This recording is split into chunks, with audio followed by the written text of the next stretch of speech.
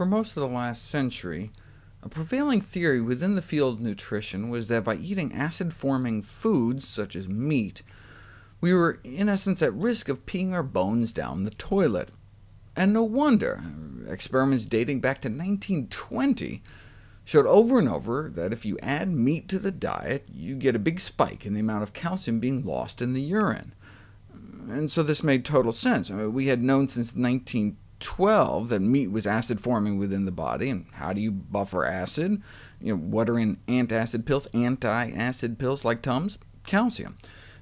Meat and eggs have a lot of sulfur-containing amino acids, 2 to 5 times more than grains and beans, that are metabolized into sulfuric acid, which the body buffers with calcium. That's why the antacids like Tums are made out of calcium. Calcium can buffer acid. And where is calcium stored in the body? The skeleton. So the thinking was that every time we ate a steak, our body would pull calcium from our bones bit by bit, and over time this could lead to osteoporosis. Based on 26 such studies, every 40 grams of protein we add to our daily diet, we pee out an extra 50 milligrams of calcium.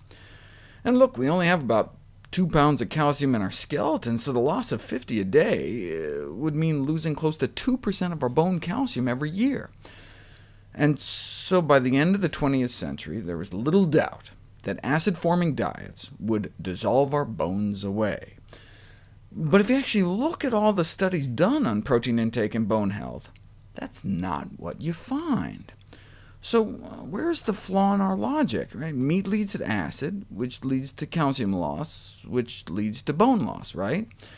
Well, it's uncontroversial that protein results in greater calcium excretion, but we've just been assuming it's coming from the bone. I mean, where else could the extra calcium dumped in our urine be coming from but from our bones? This is the study that appeared to solve the mystery.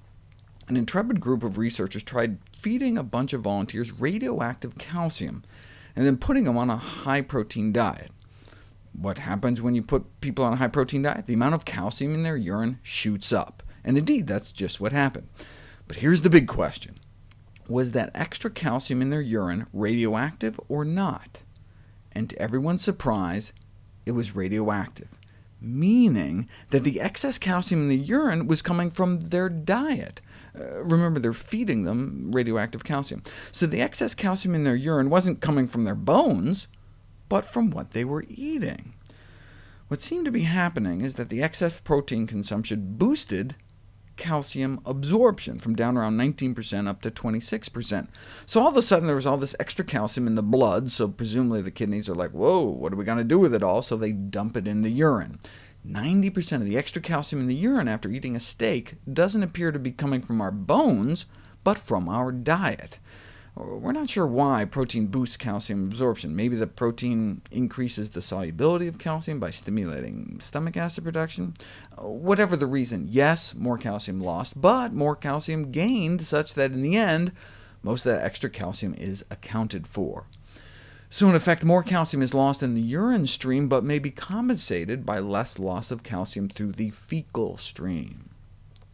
This was repeated with even more extreme diets, an acid-forming 5 burgers a day worth of animal protein diet that limited fruit and vegetables, versus an alkaline diet emphasizing fruits and vegetables. More calcium in the urine on burgers, but significantly greater calcium absorption, such that at the end it was pretty much a wash. Other studies have also since supported this interpretation. Here's an ingenious one. Feed people a high animal protein diet, but with an alkali salt to neutralize the acid.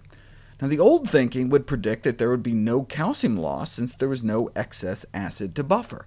But no, even though the acid load was neutralized, there was still the excess urinary calcium, consistent with the radioactive isotope study, challenging this long-standing dogma that animal protein consumption results in an acidosis that promotes the excess excretion of calcium. So if our body isn't buffering the acid formed from our diet with our bones, how is it neutralizing the acid? Maybe with our muscles. Alkaline diets may protect our muscle mass, all covered in my next video, entitled Testing Your Diet with Pea and Purple Cabbage. Stay tuned.